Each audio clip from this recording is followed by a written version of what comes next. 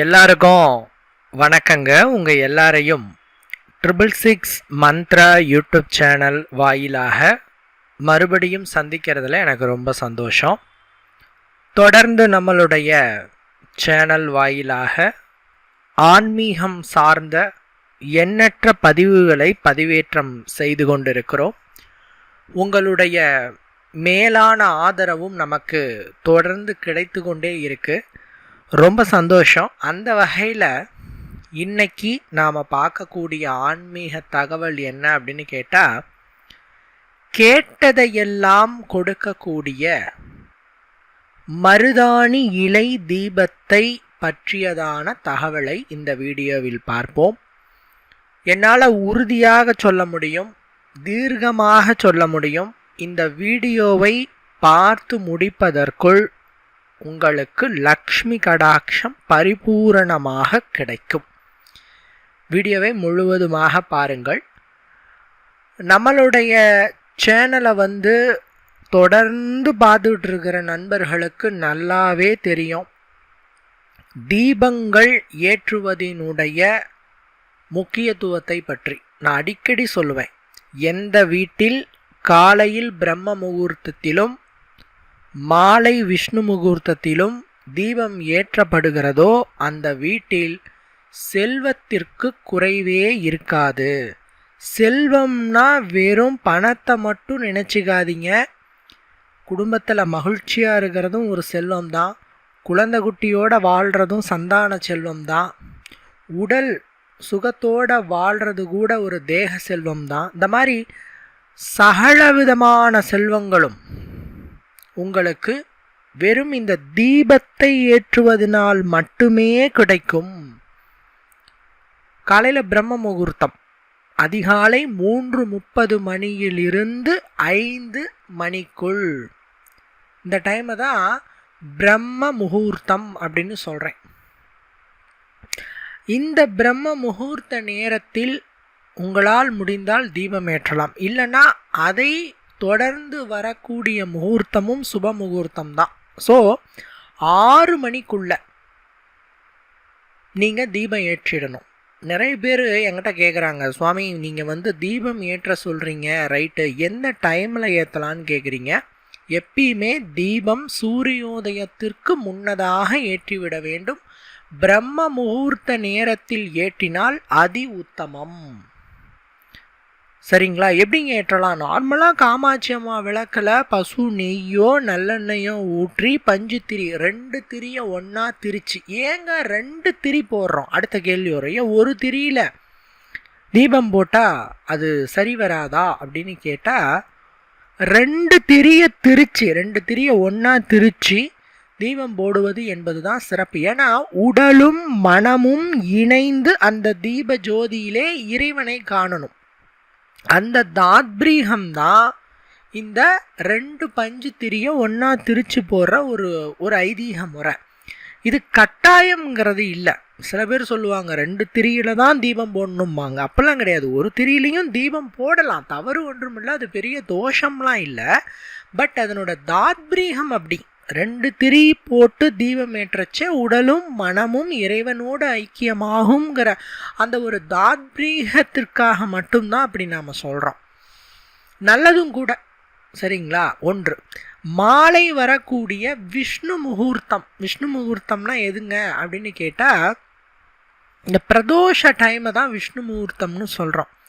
சூரியன் மறைவதற்கு 1.5 மணி நேரத்திற்கு முன்னதாக இருக்கிற டைமை தான் பிரதோஷ நேரமாகவும் சொல்கிறோம், விஷ்ணு முகூர்த்தமாகவும் சொல்கிறோம். ஸோ மாலை 4:30 மணியில் இருந்து 6 மணிக்குள், 6 மணிக்குள்ள நீங்கள் விளக்கு வச்சிடணும். சொல்லுவாங்கள்ல, விளக்கு வைக்கும் நேரம் அப்படின்ட்டு சொல்லுவாங்க.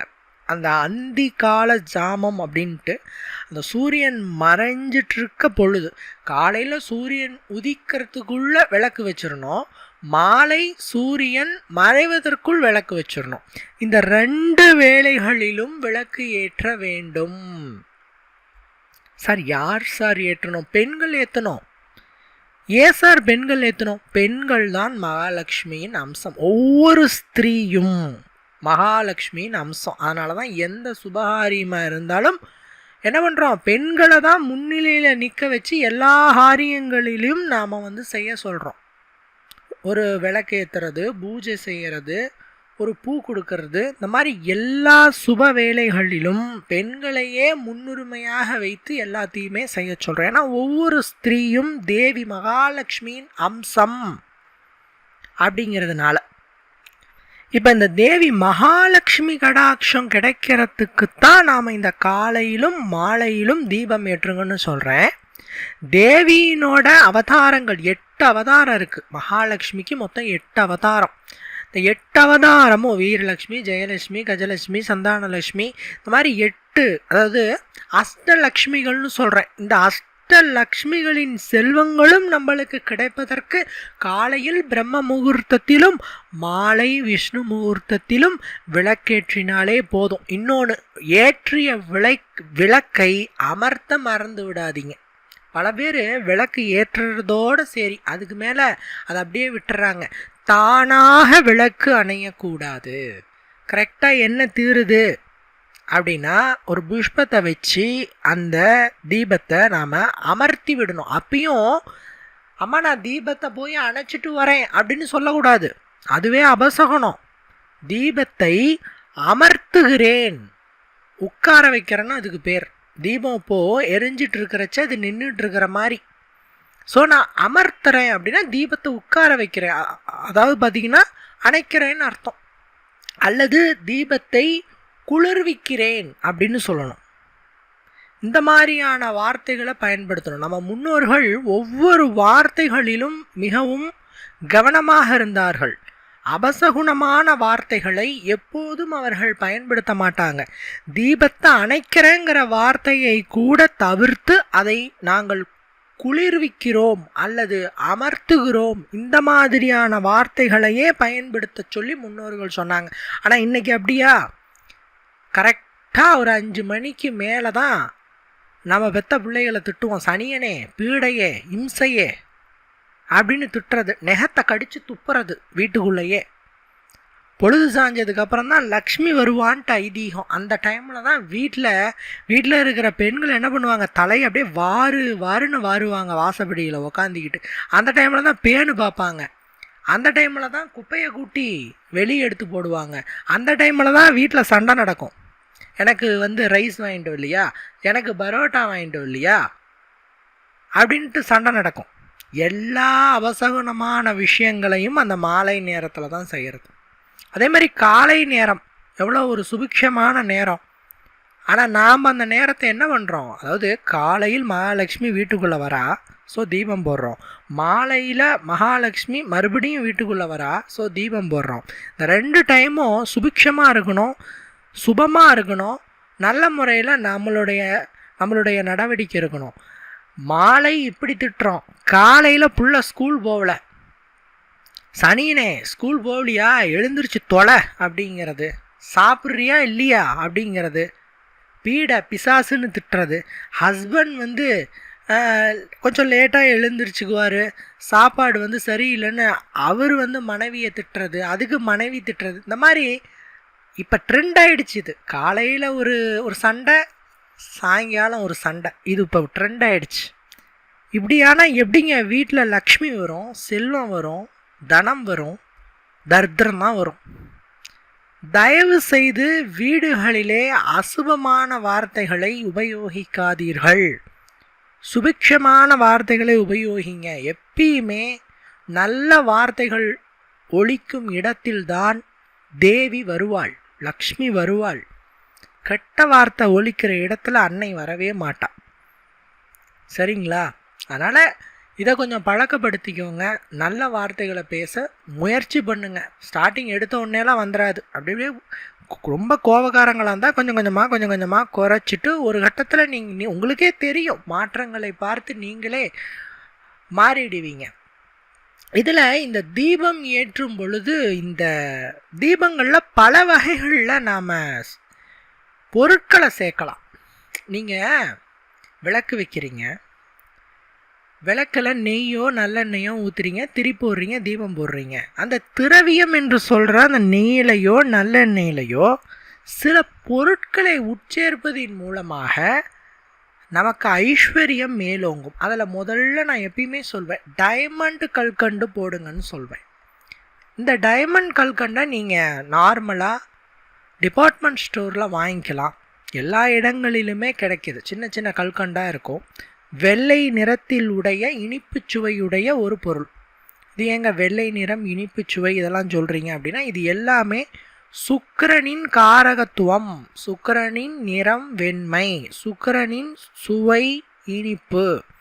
ஸோ இந்த இனிப்பு மற்றும் வெண்மை நிறம் பொருந்திய டைமண்ட் கல்கண்டை தீபம் ஏற்றிவிட்டு, நீங்கள் தீபம் போட்டுட்டு அதுக்கப்புறம் அந்த திரவியத்திலே ஒரு 2-3 டைமண்ட் கல்கண்டை போடுறது அப்படிங்கிறது பரிபூரண சுக்கிரகடாட்சத்தை பெற்று தரும். ஏங்க நவகிரகங்களில் சுக்கிரனை ஏங்க ரொம்ப முக்கியத்துவமாக சொல்கிறீங்க அப்படின்னா, சுக்கிரனின் அதிதேவதை மகாலட்சுமி. மகாலட்சுமி தாய் என்னென்னலாம் கொடுப்பாளோ அதை நவகிரகங்களில் கலஸ்திரகாரகன் என்று அழைக்கக்கூடிய சுக்கிரன் கொடுப்பார். இப்போது லக்ஷ்மி நமக்கு செல்வத்தை அருள்றாங்க அப்படின்னா அந்த செல்வம் நம்மக்கிட்ட வரணுமே, பிராப்தம் கிடைக்கணுமே, நம்ம அதை அனுபவிக்கிறதுக்கான விதி இருக்கணுமே. இதை கொடுப்பவர் யாருன்னா சுக்கிரன். தேவி லக்ஷ்மி தரும் ஐஸ்வர்யத்தை நம்மிடம் பரிபூரணமாக கொண்டு வந்து சேர்ப்பவர் சுக்கிரன். அதனால் எப்பயுமே டைமண்ட் கல்கண்டு நீங்கள் திரவியத்தில் போட்டிங்க அப்படின்னா சுக்கிரகடாட்சம் பரிபூர்ணமாக இருக்கும். நான் முன்னாடி சொன்ன மாதிரி கலஸ்திரகாரகன்னு சுக்கிரனை அழைக்கிறோம். கலஸ்திரம் அப்படின்னா மனைவின்னு அர்த்தம். ஒரு ஆணுக்கு அவனுடைய அடுத்த வாழ்க்கை அப்படிங்கிறது மனைவி வந்ததுக்கு அப்புறம் தான். ஒரு ஆணுடைய வாழ்க்கையை 2ஆக பிரிச்சுக்கலாம். ஒன்று அம்மா அப்பாவோடு இருக்கிற காலம், என்ன சொல்லணும்னா அம்மாவோட காலம். ஏன்னா ஒரு ஆண் எப்பயுமே அப்பா கிட்ட அட்டாச்மெண்ட்டாக இருக்க மாட்டான், அம்மா கிட்ட தான் அட்டாச்மெண்ட்டாக இருப்பான். ஸோ அம்மா இருக்கிற வரைக்கும் அவனுக்கு ஒரு தெம்பு. அம்மாவுக்கு பிறகு மனைவி வந்ததுக்கு அப்புறம் அவனுக்கு ஒரு தெம்பு. ஸோ அதனால் தாய்க்கு பின் தாரம்னு சொல்கிறோம். ஸோ ஒவ்வொரு ஆணினுடைய 2வது வாழ்க்கை அப்படிங்கிறது மனைவியினால தான். ஸோ அந்த சுபத்துவம் வாய்ந்த ஒரு மகாலட்சுமி கடாட்சம் பொருந்திய ஐஸ்வர்யம் பொருந்திய ஒரு கலஸ்திரம், ஒரு மனைவி உங்களுக்கு கிடைப்பதற்கு சுக்கிரன் நல்லா இருக்கணும், வலுவாக இருக்கணும். ஸோ அப்பேற்பட்ட அந்த சுக்கிரன் நல்ல மனைவியை மட்டுமல்ல செல்வத்தை அருள்வார். வீடு, வண்டி வாகனம், கால்நடைகள், நகை, ஆபரணங்கள் ஆகிய அத்தனை சேமங்களையும் அருள்வார். ஒரு வசதியான வாழ்க்கைக்கு தேவையான அத்தனை சௌகரியங்களையும் செல்வ வளங்களையும் அருளக்கூடியவர் சுக்கிரன். அதனால தான் சுக்கிரன் நல்லா இருக்கிறாரா அப்படின்னு நாம் கேட்டுகிட்டே இருப்போம். ஜாதகத்தில் சுக்கிரன் எப்படி சார் இருக்கிறார் அப்படின்னு கேட்டுகிட்டே இருப்போம். சுக்கிரதிசை கேள்விப்பட்டிருக்கீங்களா? சுக்கிரதிசை அடித்தது பாருப்பா சுக்கிரதிசை, அவனுக்கு எதை தொட்டாலும் ஜெயமாகும்பா, சுக்கிரதிசை ஓடிட்டு இருக்குப்பா அப்படிங்கிற மாதிரி சுக்கிரன் என்பவர் சகலத்தையும் அருளக்கூடியவர், அனைத்தையும் கொடுக்கக்கூடியவர். சரிங்களா? இப்போ ஏற்பட்ட அந்த சுக்கிரனை வசீகரிக்க நீங்கள் ஒன்றும் அதிகமாக மெனக்கடணுங்கிறதே இல்லை. தீபத்தில், அதாவது காலை மாலை விளக்கேற்றச்சு அந்த திரவியத்தில் ஒரு 2-3 டைமண்ட் கல்கண்டை போட்டு சுவாமி கும்பிட்டிங்கனாவே போதும், சுக்கிரவசம் பரிபூர்ணமாக கிடைக்கும். அதே மாதிரி வெள்ளை மொச்சை இருக்கு இல்லையா, சுக்கிரனின் தானியம் மொச்சை. சுக்கிரனின் நிறம் வெண்மை என்பதனால் வெண்மை நிற மொச்சை, அதாவது வெள்ளை மொச்சைன்னு சொல்லுவோம்.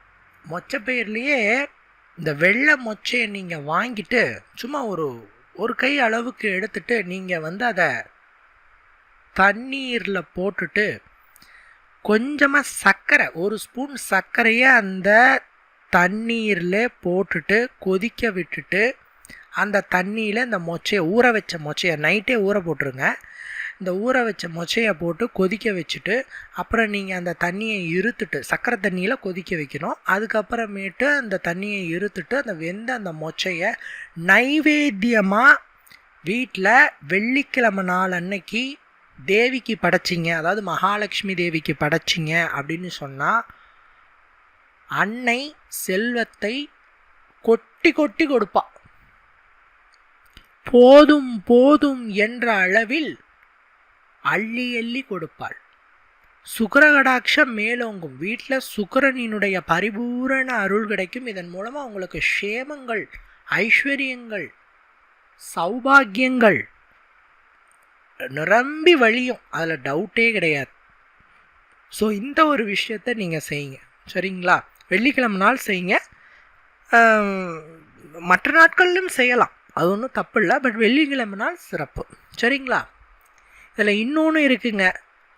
என்னென்னா, மகாலட்சுமி 1008 பொருட்களில் வாசம் செய்வதாக ஐதீகம். அதில் 108 பொருட்களில் தேவி நித்திய வாசம் செய்கிறாள்.